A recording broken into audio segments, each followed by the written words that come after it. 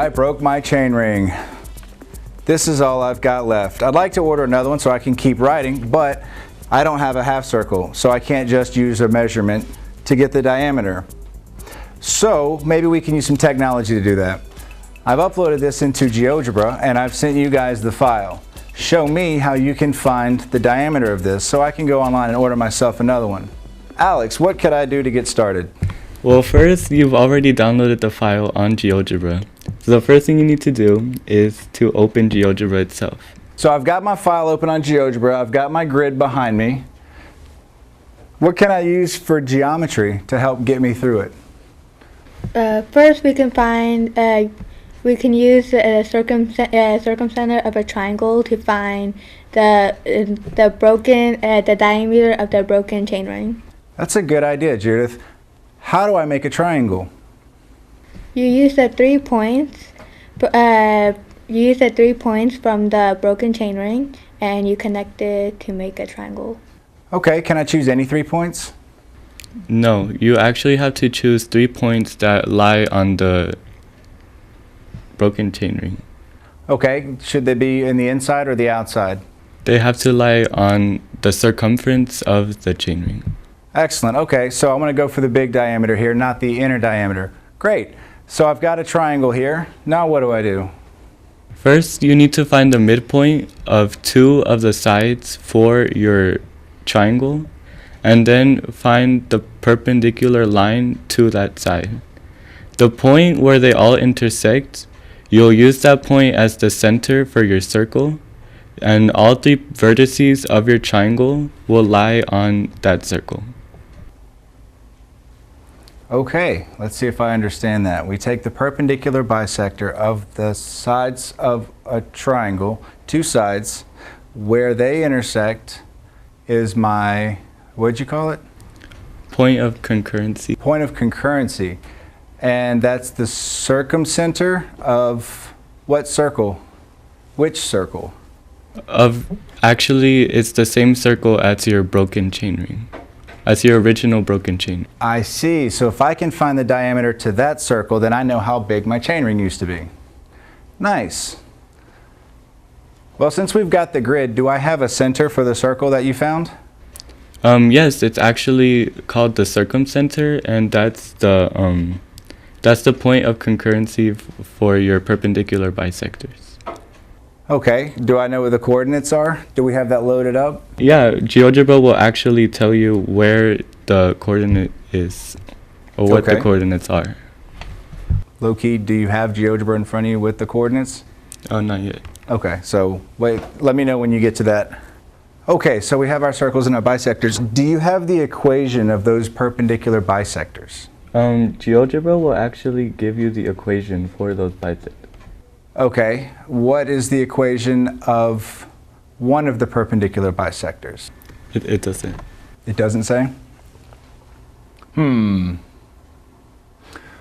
we have any of the coordinates of the points? GeoGebra will actually give you the coordinate of the points. Okay, so could I find the equation of the perpendicular bisector using a couple of points? You can use 2 of the points to find the slope. If you subtract the first y coordinate with the second y coordinate and divide that by the first x coordinate minus the second coordinate, you'll have the slope. Once you have the slope, you can determine how to plug in your coordinates to find the y-intercept of your line. And this will give you the equation of one of the perpendicular bisectors. All right. Well, it sounds like that's a lot of work. Which do you prefer, technology or arithmetic? Technology. Obviously technology. Obviously technology. It's a good thing we understand how those things work. Okay, we have our coordinates for our perpendicular bisectors. We have the point of concurrency. Now I need to know how long is my radius of the circle that we made. Well, you can create a segment using your circumcenter. So all you have to do is to create a segment from your circumcenter to any point on the circumference of your broken chain ring. Awesome. GeoGebra will actually tell you the length of your radius in units. Okay. What is my radius of this circle? The radius of this circle is 1.86. 1.86 units. 1.86 units. Thank you, Judith.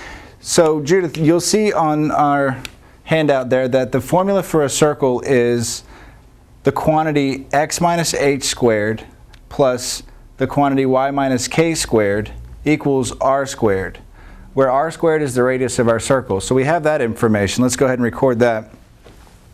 1.86. And I need the coordinates for the center point of our circle, our point of concurrency. What is the x and y value for that point?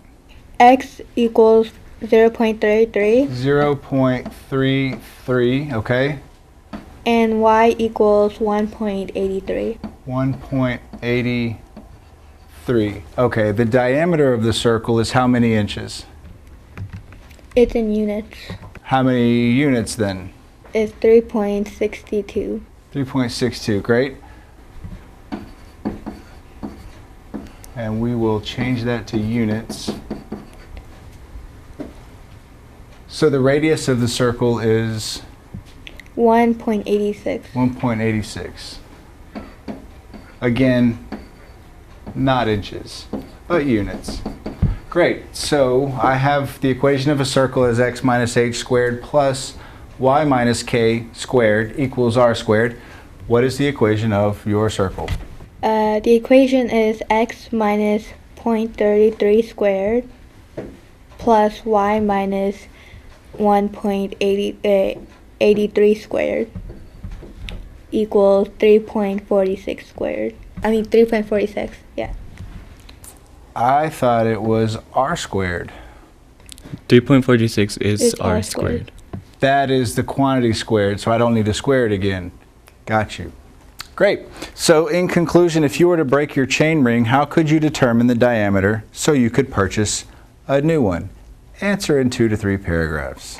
There are other situations, of course, that we could also use this type of technique. Can you think of some examples where you could use the circumcenter and circumscribing a triangle in order to replace or find something that we don't have? I guess maybe if you broke a plate, then you could use the diameter, you could use the circumcenter of that plate to find how long the diameter of that plate is, and you could find replicas of those plates. Excellent. Judith, can you think of anything out of this world? Okay, wait, what did you say? I said you can find the coordinate of a planet in 3 points or 3 times during the year and use that to figure out how large an orbit it has. Okay, you can use the coordinate of a planet with like 3 points to find how large of an orbit it has. Nailed it. Okay, there's 2 down. We've got 1 to go. Let's be creative. I think of a playground. I don't know. What else travels in circles that has intermittent things that we can see we can't see all the time? We have a supermoon and an eclipse coming up this year. Maybe that's how they calculate that kind of thing. Do some research, get back to me sometime next year. Hi, my name is Michael Bowling. I am a geometry teacher at Harmony Science Academy, Houston High. Today we are going to teach you how to use the circumcenter and bisectors of the sides of a triangle to locate the center of a circle that would circumscribe that triangle. We are going to do this with a broken chain ring we're going to use to find an entire diameter.